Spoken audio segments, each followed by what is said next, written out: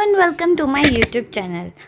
I am your tutor Megha Gupta. आज का हमारा टॉपिक है प्रोटीन्स। प्रोटीन्स होते क्या है? They are the building blocks of amino acids. Amino acids क्या होते हैं उसके लिए आप मेरी प्रीवियस वीडियो को चेकआउट कर सकते हैं। ठीक है, proteins which means building blocks of amino acid. Building blocks का मतलब कि जब एक एमिनो एसिड्स आपका दूसरे एमिनो एसिड्स के साथ ज्वाइंट है, ठीक है, और फिर तीसरा, फिर चौथा, अगर एमिनो एसिड्स एक दूसरे के साथ अटैच हैं, एक बिल्डिंग ब्लॉक फॉर्मेशन हो रहा है एमिनो एसिड्स का, वो क्या फॉर्म कर रहे हैं? आपके प्रोटीन का फॉर्मेशन कर रहे हैं। ठीक है, यानी आपके प्रोटीन किससे मिलकर बनते हैं? एमिनो एसिड से मिलकर वो बनते हैं। ठीक है, प्रोटीन क्या है? एक ग्रीक वर्ड है जिसका मतलब होता है holding the first place. It plays a very important role in human body, क्योंकि प्रोटीन्स नहीं होंगे तो जैसे हेयर्स में केराटिन प्रेजेंट होता है, हेयर्स की ग्रोथ के लिए केराटिन प्रोटीन कितना इंपॉर्टेंट, तभी तो आपकी हेयर को ग्रोथ मिलेगी। तो प्रोटीन बहुत ज़्यादा इंपॉर्टेंट होता है किसी भी ह्यूमन बॉडी में, किसी के ऑर्गन, किसी भी चीज़ की ग्रोथ के लिए बेसिकली।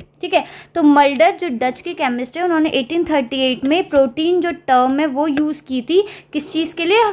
कि प्रोटीन्स जो होते हैं वो हाई मॉलिक्यूलर वेटेड होते हैं, नाइट्रोजन रिच और मोस्ट अबंडेंट सब्सटेंस है जो कि किस में प्रेजेंट होता है? Animals and plants. यानी प्रोटीन्स आपके किस में प्रेजेंट होते हैं? एनिमल्स में भी, प्लांट्स में भी। बर्जेलियस जो स्वीडिश के केमिस्ट है, उन्होंने सजेस्ट किया था कि हम नाम प्रोटीन देंगे किस चीज़ को? जो ऑर्गेनिक कंपाउंड्स है जो आपके ह्यूमन बॉडी में as a protein organic compounds present होता है, उनको हम नाम देंगे प्रोटीन। अब हम बात करते हैं फंक्शंस ऑफ प्रोटीन के। There are two types, static and dynamic. ठीक है, स्टैटिक विच मीन्स स्ट्रक्चरल। ठीक है, यानी स्ट्रक्चर, जैसे हेयर, अभी मैंने बताया था आप लोगों को कि हेयर का स्ट्रक्चर, ठीक है, या फिर आपकी बोन्स का एक स्ट्रक्चर होता है। तो static is all about structural proteins, उनकी कोई ना कोई स्ट्रक्चर होगी। उसमें क्या इंक्लूड होता है? आपका कोलेजन एंड इलास्टिन। कोलेजन किसके लिए होता है? आपकी बोन्स, मसल्स, स्किन में आपका कोलेजन प्रेजेंट होता है। और इलास्टिन किस में आपका होता है? जैसे कि स्किन की डर्मिस लेयर में आपका इलास्टिन होता है। तो बेसिकली जो स्टैटिक प्रोटीन है वो आपके कहाँ फाउंड होते हैं? बोन मैट्रिक्स में, वेस्कुलर सिस्टम और अदर ऑर्गन्स में। जो डायनामिक है वो क्या, उसमें कौन से प्रोटीन, जैसे कि एंजाइम्स, हार्मोन्स, तो जितने भी आते हैं ये सब आते हैं आपके डायनामिक्स में। ठीक है, इनका जो काम, they are working as a horses of cell. इनको आप क्या बोलते हैं? Working as a horses of cell. ठीक है, next elemental composition of protein, यानी जैसे कोई भी चीज़ है उसके कुछ ना कुछ कंपोनेंट्स होते हैं, तो प्रोटीन के फॉर्मेशन के लिए कौन कौन से एलिमेंटल कंपोजिशन है? 5 बहुत इंपॉर्टेंट है जो आपको मिलेंगे किसी भी प्रोटीन में। First carbon, then hydrogen, third oxygen, fourth nitrogen, fifth sulphur. ये 5 कॉन्स्टिट्यूएंट ऐसे हैं आपके मेन एलिमेंट्स है प्रोटीन के लिए। Other than that phosphorus, iron, copper, ठीक है, मैग्नीशियम, जिंक, ये भी आपके contain as an element use किए जाते हैं प्रोटीन के लिए। प्रोटीन्स क्या होते हैं? पॉलीमर होते हैं किसके? एल अल्फा अमीनो एसिड्स के। एल मीन्स लीवो रोटेटरी, जो मैंने बताया हुआ है पहले भी, लीवो रोटेटरी क्या होता है? तो they are the polymers of L alpha amino acids.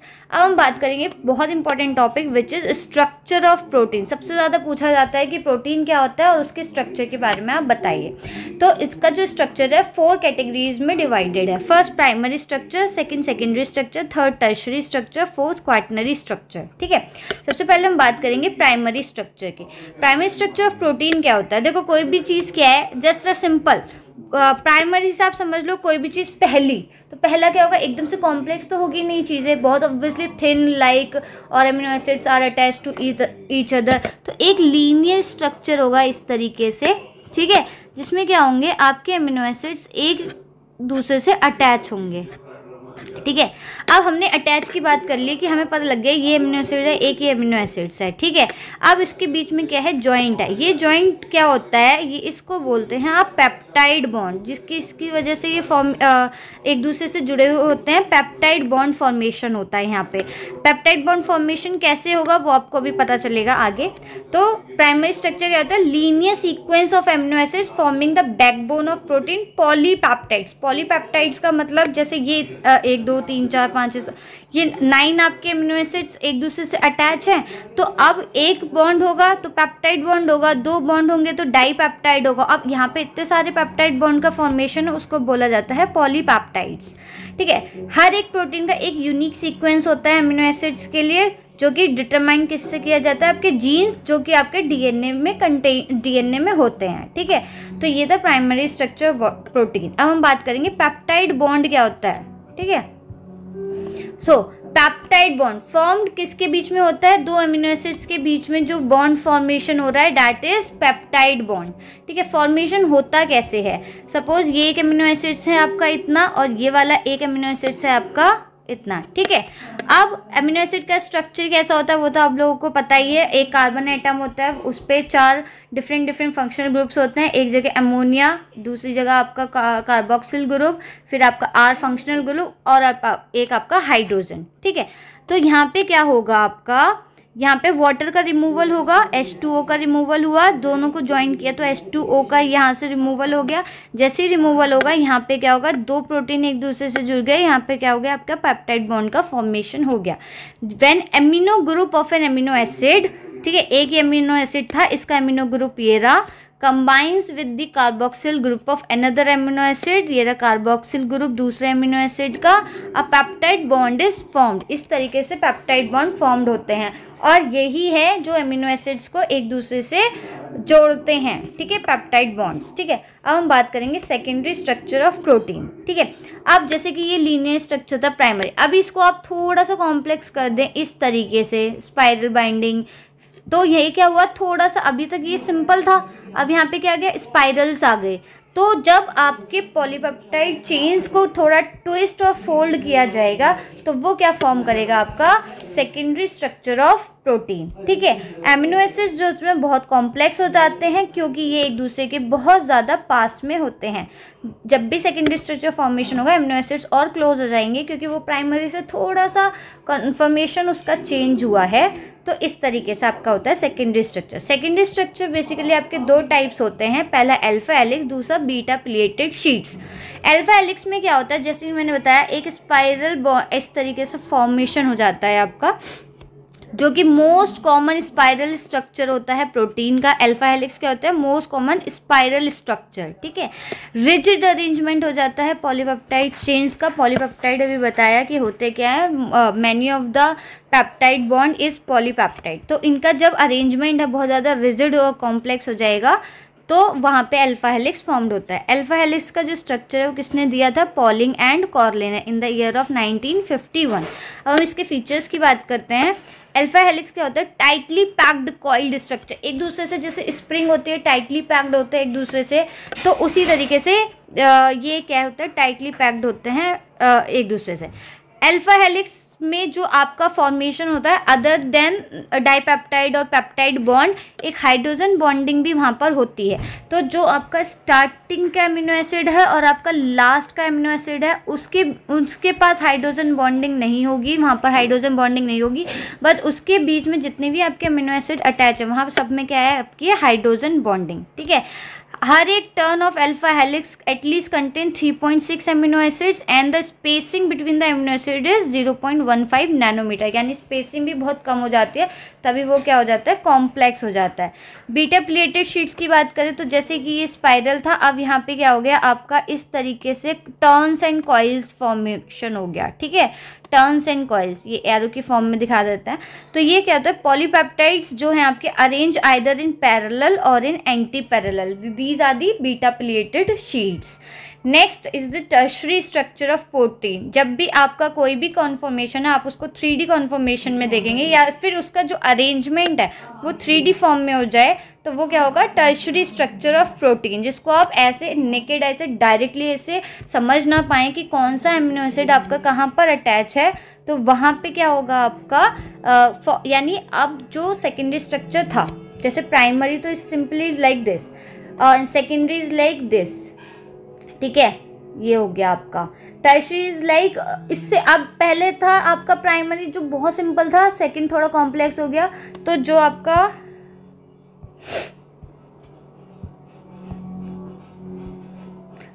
Primary था दूसरा आपका थोड़ा टर्न्स एंड कॉइल्स फॉर्मेशन हुआ तो थोड़ा सा कॉम्प्लेक्स हो गया आपका ये वाला स्ट्रक्चर। अब टर्शरी क्या होगा, और मोर कॉम्प्लेक्स, तो इस तरीके से कह सकते हैं आप, ये आपका आ गया टर्शियरी स्ट्रक्चर। अब आपको ये कैसे देखना पड़ेगा, ये आपके 3D अरेंजमेंट फॉर्मेशन में है, तो इस तरीके से it has a form a complex structure with hydrophobic side chain.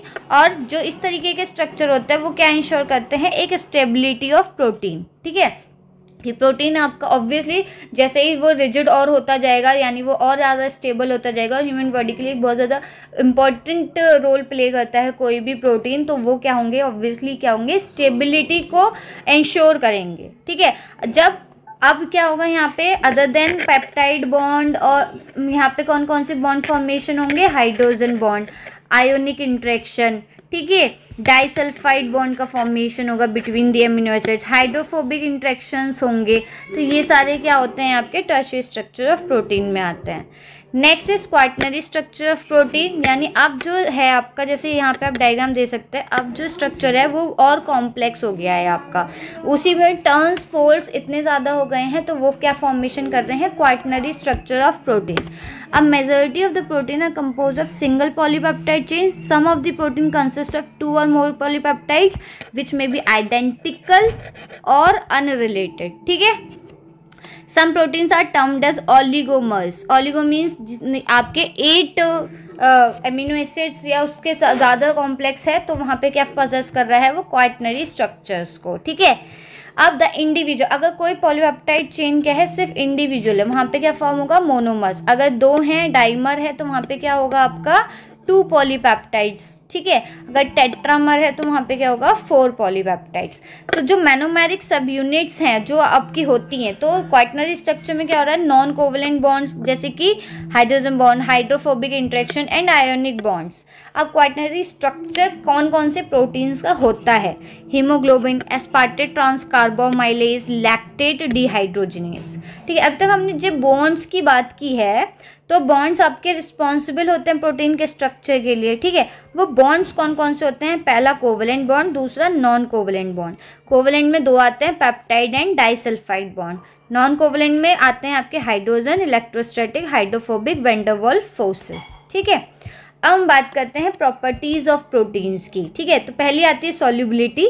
तो जैसे ही protein form colloidal solutions instead of true solution in water, this is due to huge size of protein. Protein का जो साइज है वो obviously बड़ा होता है, तो इस वजह से इसकी ये क्या था, सॉल्युबिलिटी के बारे में।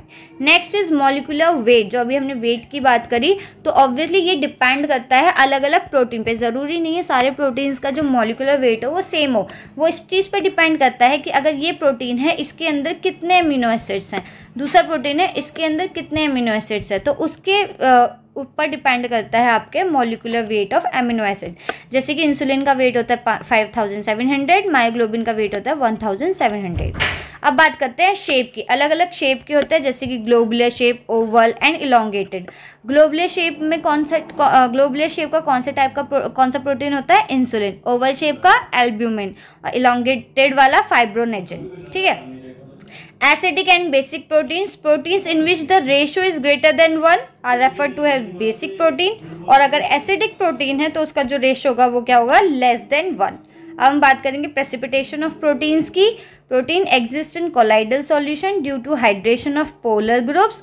Protein can be precipitated by dehydration or neutralization of polar groups.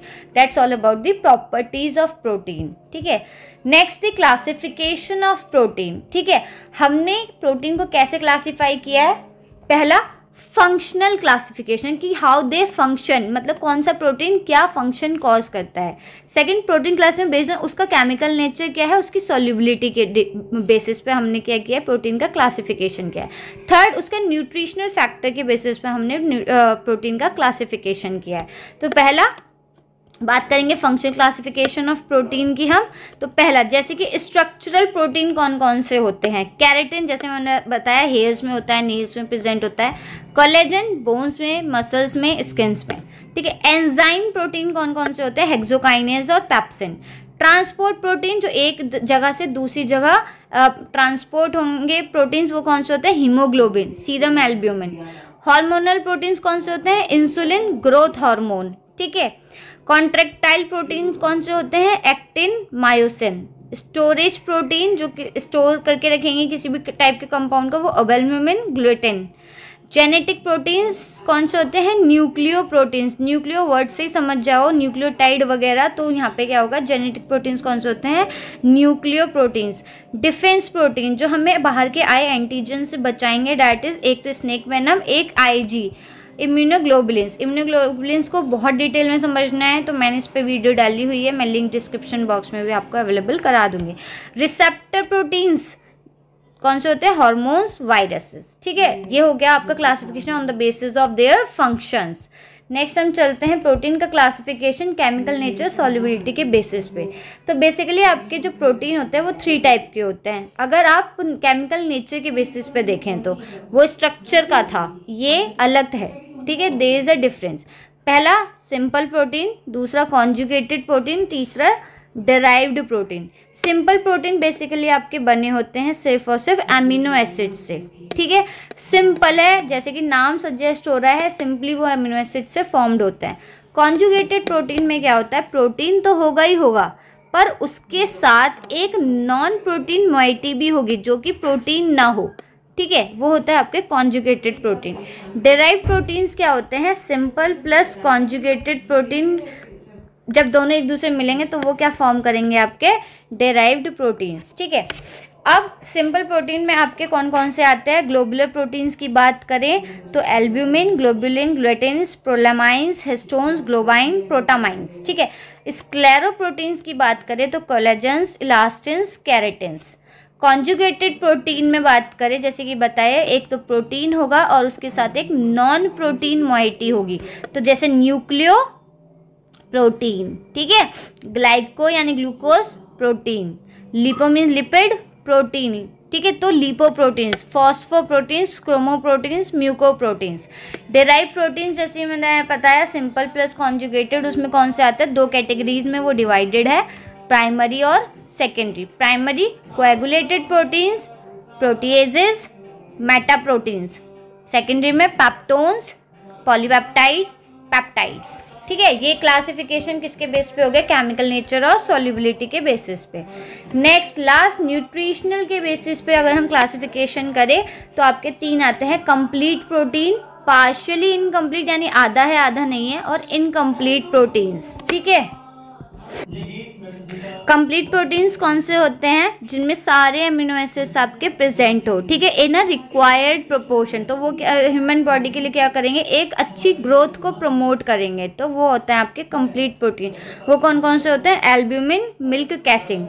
Partially incomplete proteins क्या होते हैं? जिसमें भी पार्शियली लैकिंग हो, मतलब जो अमीनो एसिड्स है, 1 या 2 अमीनो एसिड्स क्या हैं, उनके पार्शियली वो प्रेजेंट भी हैं, पार्शियली वो एब्सेंट भी हैं। ठीक है, तो उनकी जो ग्रोथ रहेगी ह्यूमन बॉडी के लिए वो मॉडरेट रहेगी। तो वो कौन से होते हैं आपके? वीट और राइस। जैसे कि वीट क्या होता है आपका? ये बेसिकली आपका 2 इंसॉल्युबल प्रोटीन से बना होता है। ठीक है, तो जैसे कौन कौन से होते हैं वो? Gliadin and glutenin. ठीक है, ये होता है wheat protein. Next is rice protein. Incomplete proteins कौन से होते हैं? जो completely lack, 1-2 amino acids completely present ही नहीं है, तो वो ऑब्वियसली क्या है, हमारे लिए अच्छे भी नहीं होते हैं।